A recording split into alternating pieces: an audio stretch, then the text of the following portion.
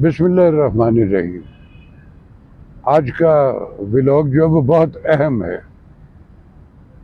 ہم اس دنیا میں اس گلوب پر کوئی 56-57 ملک ہیں جو کلمہ گو ہیں سارے کے سارے، اس رب کے اس کے نبی کے ماننے والے ہیں، نبی آخر الزمان محمد صلی اللہ علیہ وآلہ وسلم کے۔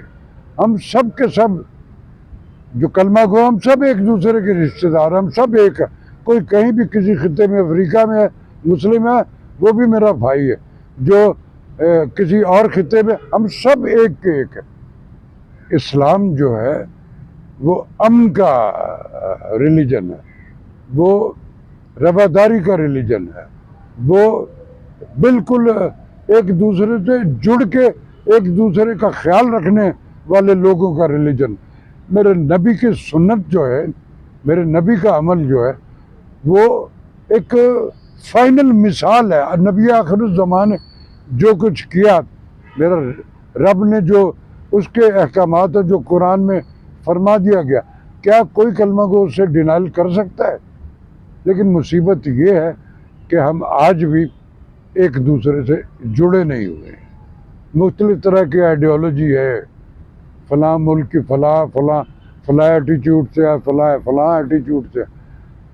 جب تک ہم بالکل امت مسلمہ ساری کی ساری جو اس زمین پہ رب نے بھیجی ہوئی ہے، وہ سب ایک دوسرے سے جب تک ایفیلیٹ نہیں ہوں گے تو بے شمار قباحتیں ہیں جو اس دنیا میں ہم بھگت رہے ہیں۔ آج اس لمحہ موجود میں فلسطین میں کیا ہو رہا ہے، اب لبنان میں کیا شروع ہو گیا، اس سارے خطے میں کیا کچھ ہو رہا ہے، ہمارے ادھر کشمیر میں کیا کچھ ہو رہا ہے، اسی طرح ہمارے اپنے یہاں کیا مختلف طرح کی قباحتیں ہوتی ہیں۔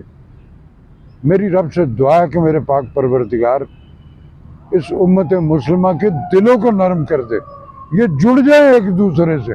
ہم جب تک ایک جھنڈے کے نیچے کھڑے نہیں ہوں گے، مختلف طرح کی کنفیوژن جو ہے وہ کریٹ ہوتے رہیں گے۔ شیطان جو ہے نا، شر جو ہے، وہ فوری طور پہ اٹریکٹ کرتا ہے ہر بندے کو۔